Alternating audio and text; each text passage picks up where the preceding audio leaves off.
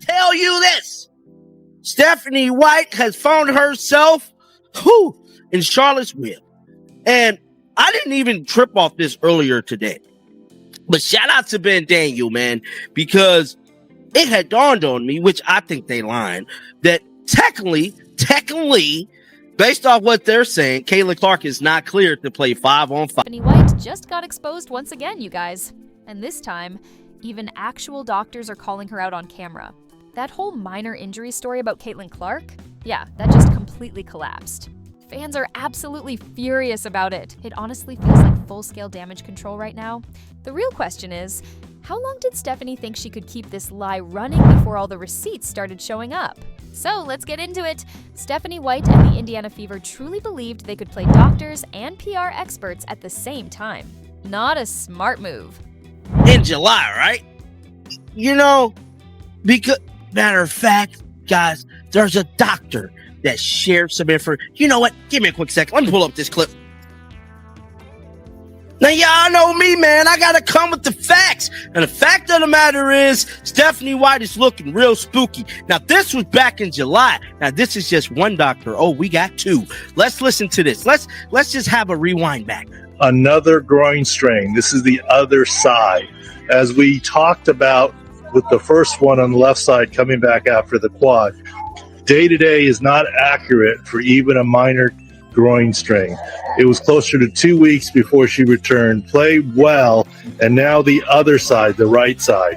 It is unclear what imaging shows, but once again, the new groin strain is not day-to-day. She's already missing the All-Star game and the three-point contest. The question is, how much more? We won't know until we know about the imaging details, which were not revealed. But in any case, it's not. Remember that whole day-to-day turned week-to-week talk? It all began back in July when they first labeled Caitlin Clark's injury as a groin strain. They said it was just a short-term thing. Except now doctors are speaking up saying, no, that's not at all how groin injuries work. A real sports doctor even explained the full timeline to everyone. He clearly said, a groin strain is never day-to-day. It's week-to-week at best. So, when the Fever told us Caitlin was just resting a few days, they were already lying through their teeth. And here's the kicker. This wasn't even her first injury. The doctor broke down the entire pattern. May 26th, left quad strain. July 5th, left groin strain. Then July 16th, right groin strain. That's 3 injuries in under 2 months. But Stephanie White still called them all minor. Minor girl. At that point, her legs were practically begging for a vacation. Interview. She basically says Caitlin Clark is not cleared. Now, I did the first video. Now, this is from another doctor back in July breaking down the time frame of Caitlin Clark injury. Listen to this. This was on July the 16th. Now, this is when Caitlin Clark injuries happen, right? It says Caitlin Clark injury history, left quad strain, May the 26th, left a groin strain, July 5th, right groin strain, July 16th. He said initially he thought the strain she suffered last night was a re-injury, but realized that it wasn't. Obviously, we know that. Now, this was all the reports that was released by the Indiana Fever front office. Out status. This was all within. Even mentioned that it was closer to a month-long recovery, not just a few days. So while all us fans were waiting for Caitlin to finally come back, Stephanie was out here saying stuff like, oh, she's tough. She heals fast. Please. That's just not how medicine works. Period. But here's where it gets interesting. Now, the doctors are speaking up online and saying they were never contacted by the Fever to review anything at all. Basically, the team was just making up its own recovery timeline. It was all PR over player health, Great job, Code. And listen, fans aren't stupid. They've been tracking this whole mess for months. One fan literally said, no one believes a single word coming out of Stephanie White's mouth. Another called her the biggest liar in the league. And honestly, I can't even argue with that. It looked like fans is catching on too. One fan said, no one believes a single word. The biggest liar in the women's basketball landscape, a.k.a. Stephanie White had to say, I'm not saying this. They said this 20 hours. Because if you actually go back and rewatch those interviews, and trust me, I did, Stephanie White contradicted herself like 5 different times in just 2 months. First, it was a minor strain. Then day-to-day, then she'll be fine next week, and suddenly we're hearing she's not cleared for 5-on-5 yet. What? So she can't even scrimmage, but she can still travel with the team and sit courtside? Make that make sense because it doesn't. And here's the wild part. Even back then, Caitlin Clark was refusing to see the Fever's medical staff.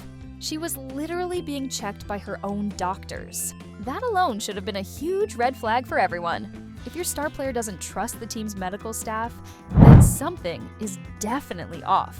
But instead of being transparent about what was really happening, Stephanie just kept repeating the same robotic lines. "We're taking it one day at a time. She's in good spirits. We'll know more after the imaging." Girl, we've heard that same speech like 12 times already. 26. This was Stephanie White. Listen. I don't know when it happened. I know afterwards, we got a message that she had something going on. 12. Let's be honest here. They actually wanted Caitlin Clark off the court so they could run their system without her. Think about it. The moment she touches the ball, the entire offense instantly revolves around her. And Stephanie White couldn't stand that. So they played the long game. They dragged out the injury, kept claiming she was almost ready, and tried forcing their weird system that clearly wasn't working. And now the truth is finally out. Doctors have flat out said she should have been back weeks earlier. That means Stephanie White and the front office basically lied to the media and all the fans for months. It's like they completely forgot the internet even exists. Fans immediately started digging up old press conferences where White called Caitlin Clark's injuries minor setbacks and promised she'd probably be ready next week. Well, next week somehow turned into 6 weeks, and by then the whole season was already collapsing. You absolutely can't call that a setback. That's a full-blown cover-up. And here's the thing. She's done this every single year. This isn't new behavior. This is the 3rd straight season with these mystery injuries, hidden scans, and that same old "we'll see tomorrow" nonsense. Same excuse, different year every time. So when people mention instant regret, they're not exaggerating, because now every single doctor and reporter is pulling up the receipts. Stephanie can't escape this one. There's even video from May where she flat out said she didn't know when Caitlin got hurt, just that something was up with her leg. You're the head coach. How do you not know when your star player got injured? Then just a month later, she's on camera claiming she knows exactly what happened and that Caitlin is a quick healer. Which one is it, Steph? You can't be clueless one week and then Dr. White the next. That's exactly why fans are roasting Stephanie White online right now. They see straight through it. They're saying she was protecting her job, not her player, because if Caitlin Clark came back and the Fever still lost, all the blame would have fallen on the coach, so keeping her sidelined was just a convenient excuse. And now, after all these lies and contradictions, guess what? Doctors are actually saying Caitlin Clark's injury was completely healed weeks ago. She was cleared for 5-on-5 even earlier than they claimed. So why was she still sitting out? You already know why. Stephanie was just buying time.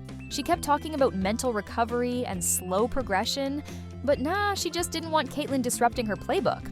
And now it's all they were getting MRI, and then we got the conditioning. Was it after the Liberty game on Saturday? Is that the last game? Yeah. Yes. Okay.